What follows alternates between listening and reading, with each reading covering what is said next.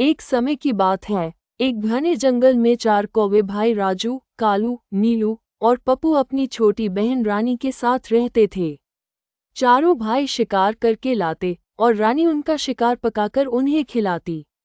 एक दिन वे एक खरगोश का शिकार करके लाए। रानी ने उस पकते समय गलती से अपने पंजे से चोट खा ली और उसका थोड़ा सा खून खरगोश के मांस में मिल गया। रात को जब सब भाई इस मांस का स्वाद ले रहे थे, तो उन्होंने महसूस किया कि आज का भोजन कुछ अलग ही स्वादिष्ट है। अरे रानी, आज का खाना इतना लजीज कैसे है? क्या कुछ खास डाला था खाने में? अरे नहीं भैया, ऐसा कुछ खास नहीं, बस गलती से मेरा थोड़ा खून लग गया था खाने में। ये सुनकर सब भाई चुप हो गए, लेकिन उनके मन में कुछ और ही चल रहा था।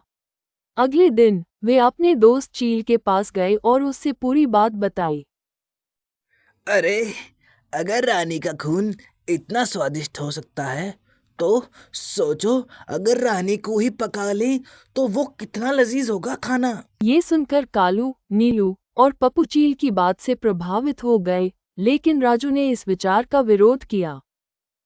अरे साला, तुम पागल हो गए हो क्या? रानी हमारी बहन है, हमें ऐसा नहीं सोचना चाहिए। लेकिन कालू, नीलू और पप्पू ने राजू की बात नहीं सुनी और रानी को मारने की योजना बनाने लगे। राजू ने ये सब देखकर अपनी दोस्त टुनटुन चिड़िया के पास गया और उस पूरी बात बताई। अरे राजू भैया, तुम इतनी चिंता मत करो, तुम अपने भाइयों को बस मेरे यहाँ ले आओ, बाकी सब मैं देख लूंगी। राजू ने अपने भाइयों को टुनटुन चिड़िया के पास ले जाया। अरे, अब हम रानी को कैसे मारें? उसका मांस कैसे खाएं? ये तो समझ नहीं आ रहा। ये रानी का मांस तो बहुत ही स्वादिष्ट होगा भैया। तुम सब सही कह रहे हो, ये बात तो है। ये सब सुनकर राजू सोचने लगा, मेरे भाइयों को क्या हो गया है? अरे ये करेगा कौन, ये तो बताओ।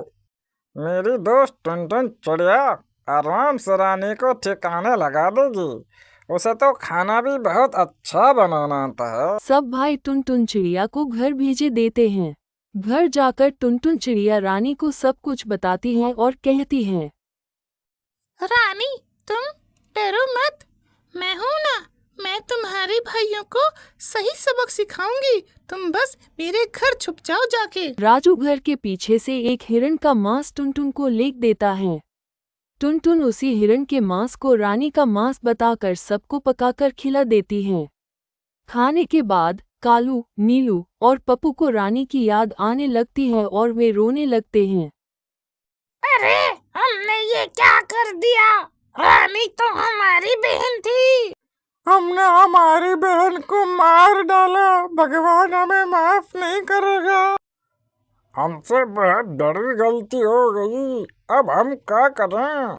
अब तुम लोगों को एहसास हुआ कि तुम लोगों ने क्या किया था। तुमने अपनी ही बहन को मारने की सोची, लेकिन वो जिंदा है। सब भाई रानी को जिंदा देखकर खुश हो जाते हैं और राजू और रानी से माफी मांगते हैं। रानी बहन, हमें माफ कर दो, हमसे बहुत बड़ी गलती हो गई। बहन, हमें माफ कर दो, हम आगे से ऐसा नहीं करेंगे। हाँ बहन, हम आगे से ऐसा नहीं करेंगे, हमें माफ कर दो। तुम लोग बहुत बुरे हो, तुमसे तो अच्छा राजू है जिसने मुझे बचाने की कोशिश की। अंत में वे सब चील के पास जाते हैं और उस सबक सिखाते हैं, क्योंकि उसने ही उनके मन में ऐसी बात डाली थी।